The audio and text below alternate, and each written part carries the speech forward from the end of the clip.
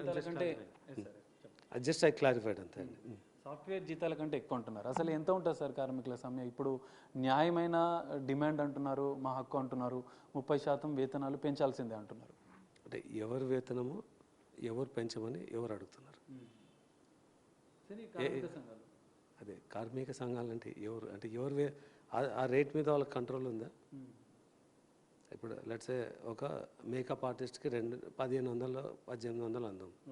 నేను హైర్ చేసే makeup artist 3000 నుంచి 5000 8000 పే చేస్తున్నాను. మరి అది it's not a regulated or control rate card. So దాని గురించి వాళ్ళు అంటే వాళ్ళకే బైండింగ్ లేదు ఆ రేట్ మీద. నేను ఆ రోజు నా డిమాండ్ బట్టి తీసుకొస్తున్న ఆర్టిస్ట్ వాళ్ళ స్కిల్ని బట్టి వాళ్ళకి ఒక రేట్ ఇస్తాము. వీళ్ళు ఫిక్స్ చేసిన రేట్ ఈజ్ జస్ట్ అంటే అది ఇట్స్ ఇర్రిలవెంట్ రేట్. ఓన్లీ కొన్ని అన్స్కిల్డ్ రేట్స్కి మాత్రం ఈ మినిమం రేట్ ఫోర్స్ అవుతుంది. స్కిల్డ్ వాళ్ళకి ఎనీవే వాళ్ళు ఇచ్చిన రేట్లు వర్తించట్లేదు. మేము have to pay much better rate and we're paying much better rate.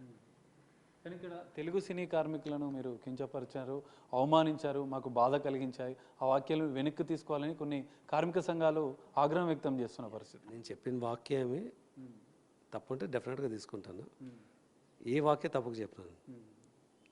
నేను వర్కర్ని ఎప్పుడు కించపరచలేదు. మధ్యలో ఉన్న వ్యవస్థ మీద నేను కామెంట్ చేశాను. ఆ వ్యవస్థలో కూడా అన్ని వ్యవస్థలను చెప్పట్లేదు. కొన్ని వ్యవస్థలు ఇప్పుడు ఒక డ్యాన్స్ యూనియన్ అంటే డాన్సర్స్ని రాకుండా చేస్తున్నారు. ఎగ్జిస్టింగ్ డాన్సర్స్ని ఏం చెప్పట్లేదు. బట్ ఎగ్జిస్టింగ్ డాన్సర్స్ను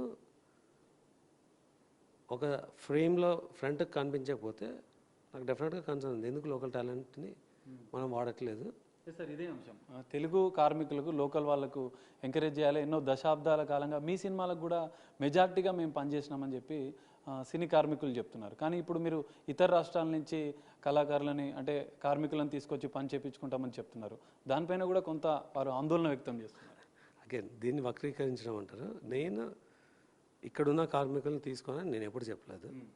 నేను ఇక్కడ ఇంకా డెవలప్ చేద్దాం లోకల్గానే అని చెప్తున్నాను. నేను కొత్త టాలెంట్ని తీసుకొద్దాము. ఎగ్జిస్టింగ్ టాలెంట్ అంటే ఎప్పటికీ ఇక్కడ ఉన్న వాళ్ళు ఎక్స్పీరియన్స్ టాలెంట్ అంటారు. కొత్త టాలెంట్ కొత్తది. ఎప్పటికీ ఒక మిక్స్ ఉండాలి. ఎక్స్పీరియన్స్డ్ కొత్తది మిక్స్ అవుతూనే మీకు ఓవరాల్గా స్కిల్ డెవలప్ అవుతూ వెళ్తుంది. లేదు ఓన్లీ ఎక్స్పీరియన్స్ మాత్రమే ఉంచుతాము అంటే కొత్త టాలెంట్ రారు.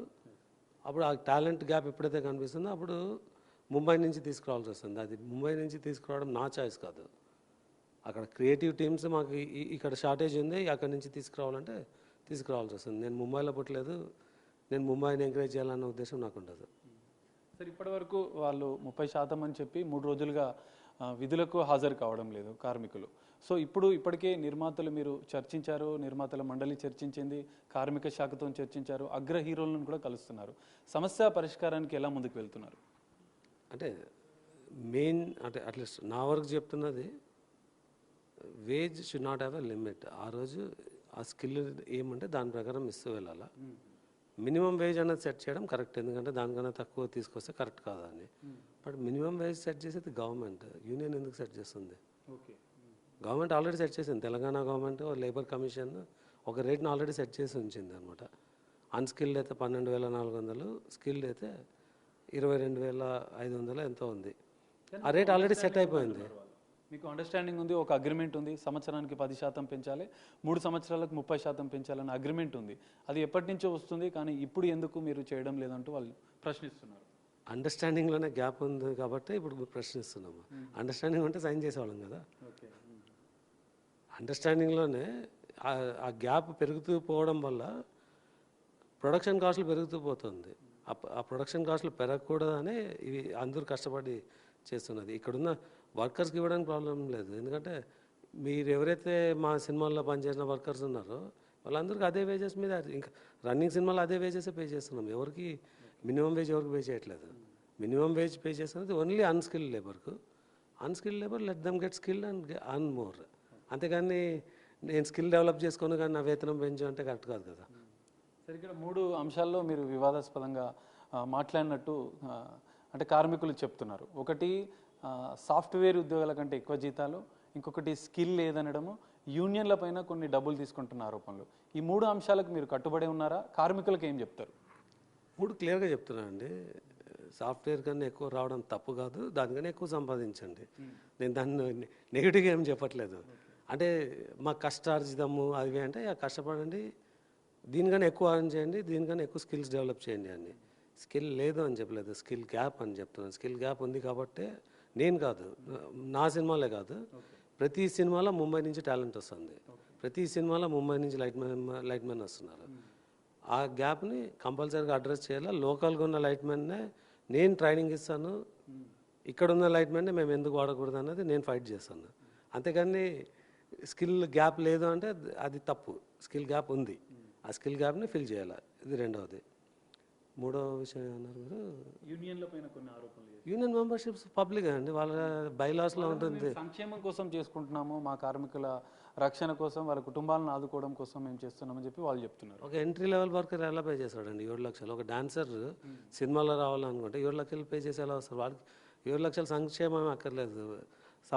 సంవత్సరానికి 3,000 నుంచి 4,000 రూపాయలు ఇస్తే హెల్త్ ఇన్సూరెన్స్ వస్తుంది, 1,000 రూపాయలు ఇస్తే గ్రూప్ యాక్సిడెంటల్ ఇన్సూరెన్స్ వస్తుంది. 4,000 రూపాయలు వాళ్ళు కట్టుకుంటారు. 4,000 కట్టుకుంటే వచ్చే బెనిఫిట్స్కు 7 లక్షలు ఎంట్రీ ఎలా ఇస్తారండి? వాళ్ళు 2 రూపాయలు 3 రూపాయలు వడ్డీ తీసుకొస్తే 21,000 అవుతుంది.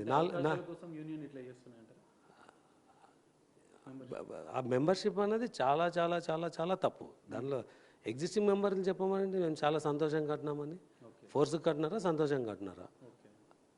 10 మందిని సర్వే చేసి చెప్పండి 7 లక్షలు ఎందుకు కట్టినారు, దానివల్ల వస్తున్న బెనిఫిట్ ఏమి అని. సరే, ఇప్పటికే 3 రోజులైంది సమ్మె, అంటే వాళ్ళు విధులకు హాజరు కావడం లేదు కార్మికులు. వాళ్ళు 30% అడుగుతున్నారు, నిర్మాతల తరపు నుంచి కొంత 10% ఇవ్వాలన్నట్టు కూడా కొంత ఆలోచన చేస్తున్నట్లుంది. అసలు మీ స్టాండ్ ఏంటి? నా స్టాండ్ వేజ్ అన్నది లిమిట్ ఉండకూడదు, ఎవరి స్కిల్కి వాళ్ళు పే చేయాలి. దానికన్నా ఎక్కువ ఇస్తున్నామండి, ఎక్కువ ఇస్తున్నాం ఆల్రెడీ. మీరు తీసుకెళ్ళి ప్రతి సినిమాలో వెళ్ళి మొత్తం ఆ రోజున్న కాల్ షీట్ చూడండి. ఇక్కడ ఎక్కిస్తున్న వివాదం ఎందుకు అవుతుంది? మిగతా నిర్మాతలు ఎవరైనా అడ్డుకుంటున్నారా? మీరు నిర్మాతలతో ఇప్పటికే సమావేశం అయ్యారు, ఏం చర్చించారు? వాళ్ళు సైన్ చేయమంటున్నది అన్స్కిల్డ్ వాళ్ళకి ఎక్కువ ఇవ్వమని. ఓకే, ఇప్పుడు ఒక డ్రైవర్ ఉంటే, అంటే డ్రైవర్ని కించపరచట్లేదు, ఇప్పుడు నా కార్ డ్రైవర్ నా కార్ ఎందుకు డ్రైవ్ చేస్తాడండి? సినిమాలో వెళ్తే దానికి 2 ఇంతలు 3 ఇంతలు వస్తుందంటే నాకు ఎలా చేస్తాడు? అది కరెక్ట్ కాదండి. అది ఎందుకు మేము సైన్ చేయాలా? అదే ఒక మేకప్ ఆర్టిస్ట్ వచ్చి నా స్కిల్ ఇది, నేను ముంబైలో వెళ్తే ఎక్కువ ఇస్తారు, చెన్నైలో వెళ్తే ఎక్కువ ఇస్తారు, నాకు ఇక్కడ తక్కువ వస్తుందంటే పెంచాలా. అలాంటి సిచ్యువేషన్స్ ఉంటే category by category wage discussion జరుగుతుంది. కానీ ఎవరో వాళ్ళ ఎలక్షన్స్ జరుగుతున్నాయి, ఆ ఎలక్షన్లో నేను హీరోగా చూపెట్టుకోవాలని చెప్పి 30% అని ఫైట్ చేస్తామని చెప్పి మొత్తం అందరు కార్మికులను రోడ్డు మీద వేయడం. ఇవాళ వేజ్ తీసుకొని దాని మీద 30% వేస్తే దానికన్నా ఎక్కువ ఇచ్చే కార్మికులకి అందరికి ఇవాళ ఇది లేదు కదా. ఉపాధ్యాయులకు ఈ సమ్మెకు ముడిపడి ఉందంటారా? ఎవరు దీన్ని తెరవెనుకుంది చేస్తున్నారని మీరు అనుకుంటున్నారు? అంటే నాకు ఇప్పుడే తెలిసింది ఎందుకు ఇంత అర్ధాంతరంగా 30% పెంచమని చేస్తున్నారంటే ఎవరు చెప్తున్నారంటే వాళ్ళ ఎలక్షన్స్ వస్తున్నాయి, ఛాంబర్ ఎన్నికలు కదా, ఆ పర్టికులర్ యూనియన్ ఫెడరేషన్ ఎన్నికలు వస్తున్నాయి. ఆ ఎన్నికల్లో వాళ్ళు ఏదో ఒక రీజన్ చూపించి ఎన్నికలు డిలే చేయడమో లేకుంటే ఎన్నికలు గెలవడానికి ఫైట్ చేయడానికి చేస్తున్నారని అది జస్ట్ అంటే స్పెక్యులేషన్ కూడా ఉండొచ్చు, కాకపోతే అదొక రీజన్ అంటున్నారు. సరే, ఇప్పటికే కొంతమంది నిర్మాతలు 30% ఇచ్చి పని చేయించుకుంటున్నారు, కానీ మిగతా నిర్మాతలు ఎందుకు ముందుకు రావడం లేదు? చేస్తున్న నిర్మాత ఆ రోజు గడిస్తే చాలని చేసినచ్చు, లాంగ్ టర్మ్ సినిమాలు చేయాలనుకున్న వాళ్ళు ఎవరు చేయాలనుకోవట్లేదు. మీరు ఎలా ముందుకు వెళ్తారు మరి? ఇప్పటికే సమ్మె చేస్తామంటున్నారు వాళ్ళు. ఏదో సొల్యూషన్ దొరుకుతుందండి, వాళ్ళకి సినిమాలు చేయాలా, మాకు సినిమాలు చేయాలా. సో ఇప్పటికే మీరు అగ్ర హీరోలతో కూడా చర్చించారు, మెగాస్టార్ చిరంజీవిని కలిశారు, బాలకృష్ణతో కూడా సమావేశమైనట్టున్నారు. వాళ్ళు ఏం చెప్పారు సార్, ఎలా పరిష్కరిద్దాం అనుకుంటున్నారని ఏం చర్చించారు? అంటే నేను అటెండ్ అవ్వలేదండి, బట్ నేను విన్నది ఏమంటే ఈ వక్రీకరించడం అన్నది ఉంది కదా, అంటే ఉద్యోగులకి పెంచట్లేదని.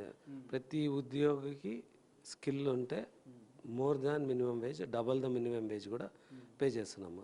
స్కిల్ లేని వాళ్ళు స్కిల్ డెవలప్ చేసుకోండి, స్కిల్ లేని వాళ్ళు మాత్రం మినిమం వేజ్ ఎవరైతే అడుగుతున్నారో వాళ్ళు అన్స్కిల్డ్.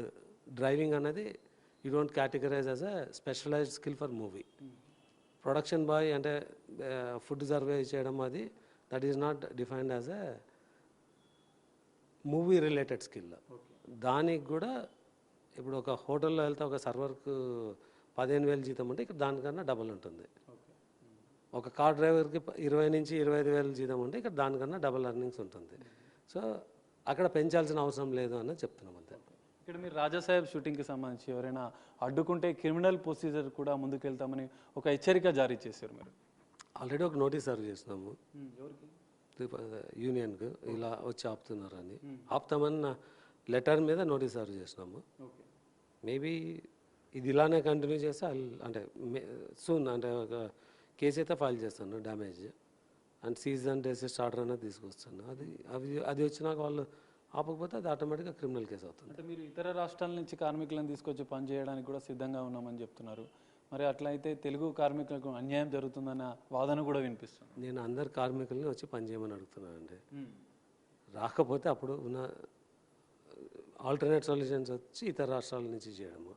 ఇక్కడున్న కార్మికులకు ఎవరికైనా మా వేజ్ ఇది సరికాదు దీన్ని పెంచండి అంటే ఆ పర్టికులర్ రోల్ని బట్టి పెంచుతూ వెళ్తాం, కానీ మొత్తం యూనిఫామ్గా స్టాండర్డ్ రేటుగా ఎవరు పెంచారు. మీరు లీగల్గా కూడా ముందుకు వెళ్తున్నారా? ఎందుకంటే ఇప్పటికే నోటీస్ వెళ్ళిపోయినాను లీగల్గా. నాకు ఫెడరేషన్ మీద ఎవరైతే ఆపుతున్నారో వాళ్ళ మీద వెళ్ళాను. ఓకే సార్, ఫైనల్గా ఏం చెప్పాలనుకుంటున్నారు మీరు ఒక కార్మికులకు యూనియన్లతో పాటుగా మిగతా కార్మికులు? ఎందుకంటే 20,000 మందికి పైగా సినీ రంగం పైన ఆధారపడి ఉన్నారు. వాళ్ళ జీవితాల కోసం, మా భక్తుల కోసం మేము వేతనం పెంచమని అడుగుతున్నామని చెప్పి వాళ్ళు చెప్తున్నారు. వారికి ఇచ్చే ఒక నిర్మాతగా మీరు ఇచ్చే సలహా ఏంటి? ఫైనల్గా మీరు వాళ్ళకు కార్మికుల పక్షాన చెప్పాలంటే ఒక మాటలో ఏం చెప్తారు? Hyderabad is becoming a hub. ఒకప్పుడు ముంబై, బాలీవుడ్ అన్ని లార్జ్ మూవీస్ అక్కడ జరిగేవి, అంటే నేషన్ వైడ్ హిందీ మూవీస్. ఇప్పుడు హైదరాబాద్ అన్నది తెలుగు సినిమాలు, కన్నడ సినిమాలు, హిందీ సినిమాలు వచ్చి ఇక్కడ చేసుకుంటున్నారు, తమిళ సినిమాలు వచ్చి చేసుకుంటున్నారు. మన సీఎం రేవంత్ రెడ్డి గారు దీన్ని ఒక ఇంటర్నేషనల్ మూవీ హబ్గా చేయాలని అనుకుంటున్నారు. అంటే ఇక్కడ ఉపాధికి చాలా అవకాశాలు ఉంటుంది. ఇక్కడ ఉపాధికి అవకాశంకి కావాల్సినట్టు ఇక్కడ స్కిల్స్ డెవలప్ చేసుకొని కొత్త టాలెంట్ చాలామంది దీనిలో వచ్చి ఒక ఇంటర్నేషనల్ ఫిల్మ్ మేకింగ్ స్టాండర్డ్కు మన లేబర్ అందరూ అంటే మన వర్కర్స్ అందరూ ఎదగాలని కోరుకుంటాం. దానికి కావాల్సిన ట్రైనింగు, దానికి కావాల్సిన అంటే ఫెసిలిటీస్ ఏమున్నా కూడా మా సైడ్ నుంచి సహకరిస్తాము. అండ్ ఈ యూనియన్ ట్రాప్లో పడి వాళ్ళకి ఎగ్జార్బెంట్ మెంబర్షిప్ ఫీల్ కట్టుకొని వాళ్ళకి కావాల్సిన వాళ్ళనే లోపల తీసుకొస్తారని అలాంటి చాలా కంప్లైంట్స్ ఉన్నాయి. అవన్నీ వదిలేసి ఒక ఓపెన్ కల్చర్లో వర్క్ చేస్తే అంటే యూనియన్ సంబంధించిన వాళ్ళకు కూడా చాలా పే ఉంటుంది. సో వాళ్ళ స్కిల్స్, వాళ్ళ సంపాదన మీద వాళ్ళు ఆలోచించడం మొదలు పెడితే అందరికీ చాలా బాగుంటుంది.